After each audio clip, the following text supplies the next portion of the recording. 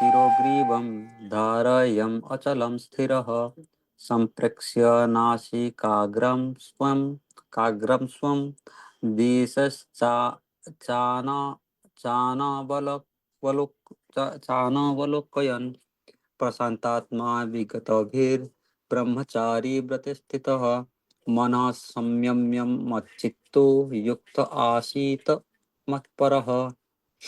Translation and purport given by His Divine Grace Sri Bhaktivedanta Swami Srila Prabhupada. One should hold one's body, neck and head erect in a straight line and stare steadily at the tip of the nose.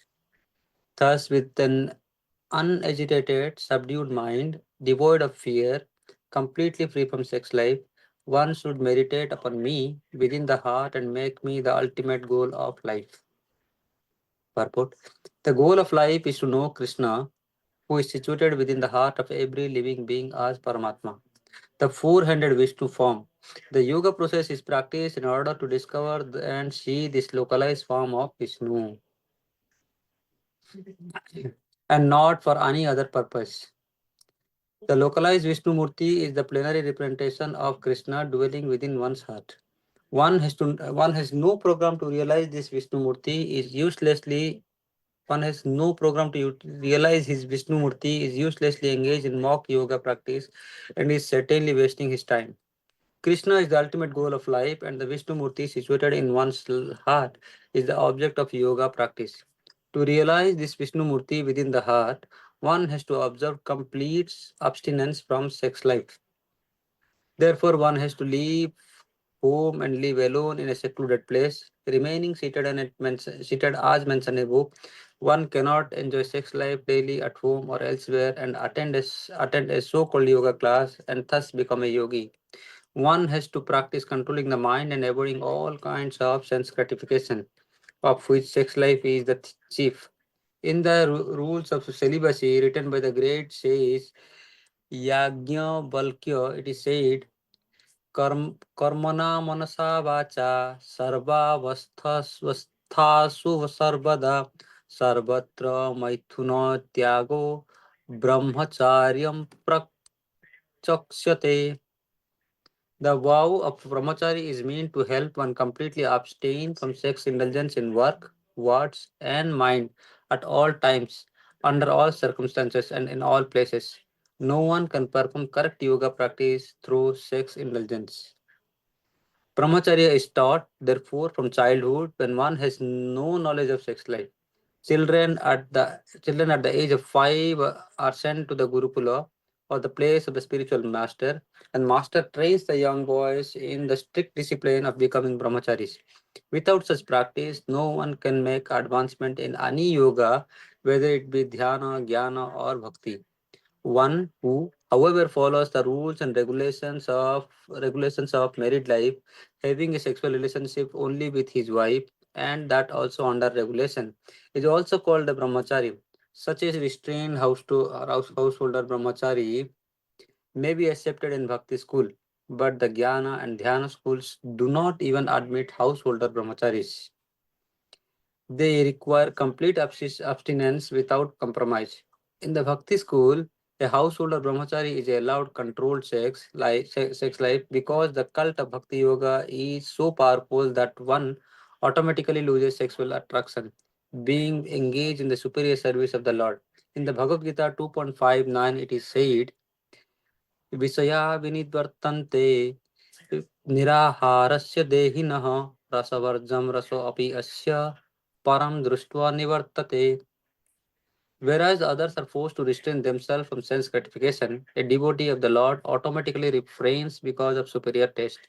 Other than the devotee, no one has any information of that superior taste. Vigatabhih. One cannot be fearless unless one is fully in Krishna consciousness. A conditioned soul is fearful due to his perverted memory, his forgetfulness of his eternal relationship with Krishna. The Bhagavatam 11.2.37 says, Bhayam द्वितीया भिनिवेशतः स्याद् ईसाद् अपेतस्य विपर्यो विपर्यो Viparyayo विपर्यो smritihi. विपर्यो स्मृतिः Krishna consciousness is the only basis for fearlessness. Therefore, perfect practice is possible for a person who is Krishna conscious. And since ultimate goal of yoga practice is to see the Lord within, a Krishna conscious person is already the best of all yogis. The principles of yoga system mentioned herein are different from those of the popular so-called yoga societies. Thank you, Ranjan Bro. Thank you. So, very nice purport.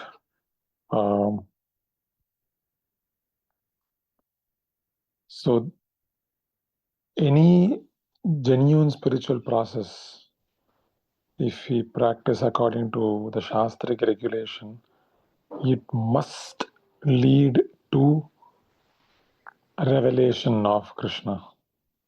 It definitely will. So many times, rationalists, so-called rationalists or empiricists ask, religion is not scientific. No. Krishna consciousness means a defined process. If we follow that process under the proper conditions, then the fruit will be born. So just like if you do a controlled experiment according to the do's and don'ts, then it will lead to a certain result. So that's scientific. So what is the science that Krishna is talking about here? Samamkayo, shirogrivam, dharayam, acalam, sthiraha. Everything, our neck, kayam, our body, our head, everything, dharayam, all of them must not be moving. Acalam, sthiraha, must be unmoving. Sampraksya nasi kagram, svam. And one must stare at the tip of nose. One must not open one's eyes too widely or completely close one's eyes. If one opens his eyes too widely, then he can be distracted by the sensual perception of forms, material forms in this world. And if one completely closes his eyes, he can fall asleep. So to avoid that, the Ashtanga Yoga practice prescribes staring at the tip of the nose. Disas canavalokayan. He must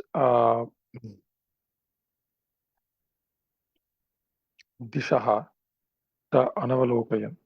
So he must not look outside, be interested in any of these. Anavalokayan. His senses must not be led astray. And then Prasantatma. So he must settle down his mind. He must make down his determination very clean. And Prabhupada is emphasizing on the vigatabhih and brahmachari vrate sthiraha. So it's a very nice point. Unless one becomes a sannyasi in the Advaitin school, one cannot actually go back to Godhead. So if one is not born as a Brahmana and then only being born a Brahmana can admit oneself to being a sannyasi. So if one is not in that platform, then he will be born again and again until he actually has the mental strength to actually take sannyasa and realize the absolute impersonal truth. So this is usually the prerequisites for yoga. Any yoga prerequisite is that one should avoid all sense enjoyment. Krishna is saying in the shloka, I think we read, Yam sanyasamiti prahu yogam tam vidhi pandava nahi asanyasa sankalpaha yogi bhavati kastana. So if one is planning for sense enjoyment while he is reading Bhagavad Gita, then he cannot make advancement. Very simple. So one cannot plan for sense enjoyment and still make Krishna conscious progress. Nahi asanyasa sankalpaha. So if one has a sankalpa of not wanting to give up sense gratification, what is that? It is asanyasta. Then yogi bhavati kastana. How can he become a yogi? That's what Prabhupada is emphasizing. So if you are completely ceasing all enjoyment, then what to talk of the enjoyment of the opposite gender? So it's very, very strong. So the jnanis, the Ashtanga yogis, or any yoga process demands as a prerequisite one give up sex life altogether from the root. Prabhupada is saying, but in bhakti life, in bhakti yoga, that prerequisite is not there. There is no prerequisite in Bhakti Yoga to give up sense enjoyment to practice Bhakti Yoga. That's not a prerequisite, but it does not mean that one also cultivates sense enjoyment while practicing Bhakti. That will not work. But it is not that one has to give up the taste completely for sense enjoyment before beginning to practice Bhakti Yoga. It is not possible. I mean, it is not necessary. And why? Because Prabhupada is saying the process of bhakti is so sublime that is so powerful that one automatically loses all sexual attraction. So this whole world is actually centering around this principle of sexual attraction. Of course, very rarely people speak about it.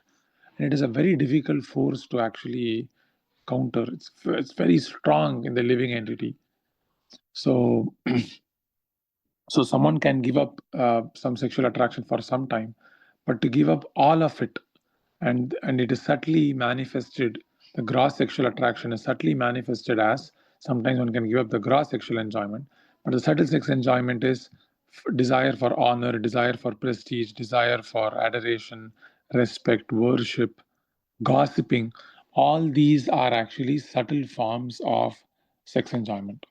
So both of these things actually are centering on the principle of wanting to be the Lord of all I survey.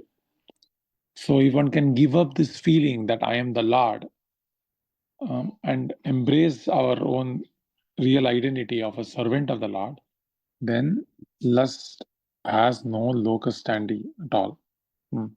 So devotee of the Lord, Prabhupada says, automatically refrains from sense gratification because of superior taste. Other than the devotee, no one has any information of that superior taste.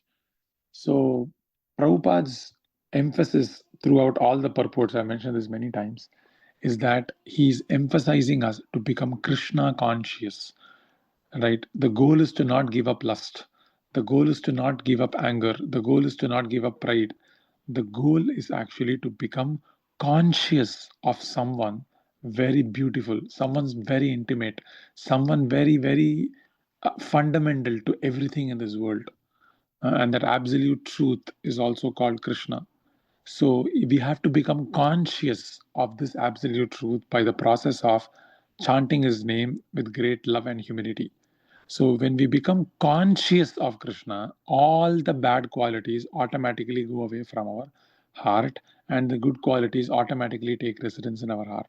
So the goal we must not, sometimes people think yoga means to give up sex desire, to give up this, to give up that. Yes, that's a milestone. We can test ourselves whether we are sufficiently advanced by seeing how much we are attached to the enjoyments of this world. Definitely, it's one of the tests. But it is not that if I give up that enjoyment, then I'm advanced in Bhakti Yoga. No. The advancement in Bhakti Yoga cannot be measured by a temporary giving up of sense enjoyment to desires.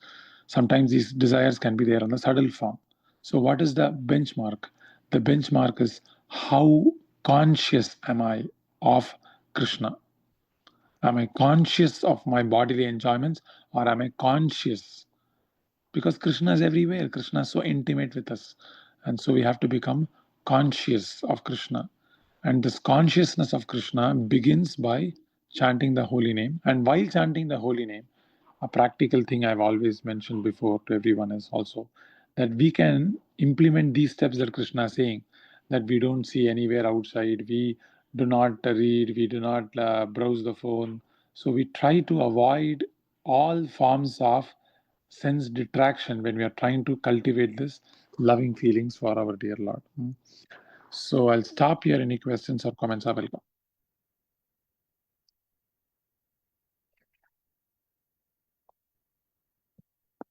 Okay, thank you, devotees. Sorry for being late, Hare Krishna. No problem. Thank you, Prabhu. Hare Krishna. Dandat Pranam. Thank you, Prabhu. Hare Krishna. Dandat Pranam. Thank you, Prabhu. Hare Hare Krishna. Hare Krishna. Thank you, Prabhu. Hare Krishna. Dandat Pranam. Thank you, Prabhuji. Hare Krishna. Dandavat pranams. Hare Krishna, Prabhu. Dandat Pranam.